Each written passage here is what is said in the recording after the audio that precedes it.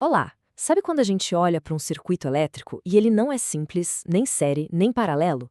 É uma mistura de tudo? Parece um quebra-cabeça, né? Pois bem, hoje a gente vai desvendar esse mistério. Vamos ver um método, um passo a passo, que funciona como uma receita de bolo para decifrar esses circuitos e descobrir a corrente em qualquer ponto que a gente queira. E para isso, esse aqui é o nosso roteiro. A gente começa com uma analogia bem simples para todo mundo ficar na mesma página. Depois vamos para as regras do jogo, as leis de Kirchhoff. Aí a gente encara de frente o desafio dos circuitos mistos e apresenta a ferramenta perfeita para isso, a análise de malhas. E claro, vamos resolver um circuito juntos, passo a passo, e no final ver onde tudo isso se aplica no nosso dia a dia. Então vamos lá. Antes de entrar em leis e um monte de equações, vamos construir uma base bem sólida. Para entender o fluxo dos elétrons, que é algo que a gente não enxerga, vamos a uma comparação com uma coisa que todo mundo conhece muito bem: água correndo por canos. Pensem assim, um circuito elétrico é como um sistema hidráulico.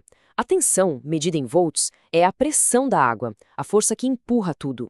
A corrente, em amperes, seria o fluxo, a quantidade de água que está passando por ali. E a resistência? Bom, a resistência é um cano mais estreito, um obstáculo que dificulta a passagem dessa água. Guardem bem essa imagem, porque ela vai ajudar demais a gente a entender as duas regras de ouro que governam todos os circuitos elétricos. Agora sim, vamos para as regras do jogo, as leis que valem para absolutamente qualquer circuito elétrico criadas lá atrás por Gustav Kirchhoff. A primeira regra é a lei das correntes, a famosa LKC. E ela parte de um princípio muito básico: conservação. Nada se cria, nada se perde. Lembra da nossa analogia da água? A água não some do nada numa junção de canos, certo? A quantidade que entra tem que ser a mesma que sai. Para elétrons, a lógica é exatamente a mesma. O jeito mais fácil de pensar nisso é, bem, o que entra tem que sair. Pensa num cruzamento de ruas. O número de carros que entra nesse cruzamento tem que ser igual ao número de carros que sai, de alguma forma. Num circuito, esse cruzamento a gente chama de nó. A corrente total que chega ali tem que ser igual à corrente total que vai embora. É uma lei de equilíbrio, pura e simples. A segunda regra é a lei das tensões de Kirchhoff, a LKT.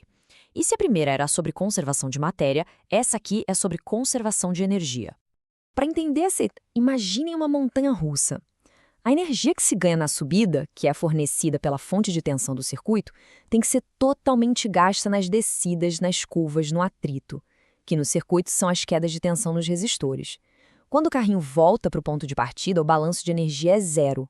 Ou seja, a energia que foi fornecida foi a mesma que foi consumida. Simples assim. Ok, com essas duas regras na cabeça, vamos ver o que acontece quando os circuitos começam a ficar um pouco mais interessantes. Olha só, um circuito em série é super direto.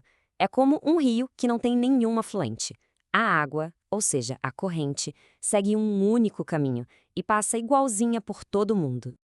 Já no paralelo, que também é relativamente tranquilo de analisar, a corrente se divide. É como se o rio se abrisse em vários braços. Mas a pressão, a tensão, é a mesma em cada um desses caminhos. E aí vem a pergunta de $1 milhão. E quando o circuito é uma mistura dos dois, com pedaços em série e pedaços em paralelo? É aí que aquelas regrinhas simples de somar resistores já não funcionam mais. A gente não consegue só simplificar o circuito. Esse é o nosso quebra-cabeça, e para resolvê-lo, a gente precisa de uma ferramenta bem mais poderosa. E é aqui que entra em cena a análise de malhas. Um método sistemático, super confiável, feito sob medida para esses circuitos mais cabeludos. Análise de malhas é, na verdade, uma aplicação muito esperta da lei das tensões que a gente acabou de ver. Em vez de tentar resolver o circuito inteiro de uma vez, a gente quebra ele em laços ou malhas e escreve uma equação de energia para cada um. Basicamente, a gente transforma um problema de elétrica num problema de álgebra que a gente sabe resolver com um sistema de equações. É genial! O processo todo se resume a 5 passos. Primeiro, identificar as malhas, os laços fechados. Segundo, a gente atribui uma corrente imaginária para cada malha. Terceiro, aplica a lei das tensões e escreve uma equação para cada uma. Quarto, resolve esse sistema de equações. E quinto e último, usa essas correntes que a gente achou para calcular as correntes de verdade em qualquer ponto do circuito. Parece complicado, mas seguindo os passos, não tem erro. Certo, chega de teoria, vamos para a prática. Vamos pegar um exemplo concreto do nosso material e resolver esse circuito juntos, passo a passo.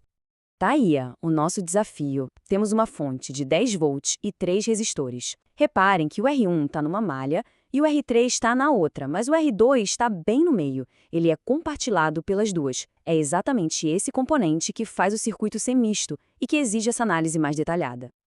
Ok, vamos para a malha 1, a da esquerda, aplicando a lei das tensões. A fonte de 10 volts dá energia, então é positiva, mais 10. O resistor R1 consome energia, então é uma queda, menos 2 vezes a corrente I1. Agora, o segredo está no R2. A corrente 1 desce por ele, mas a I2 da outra malha sobe e está no sentido contrário.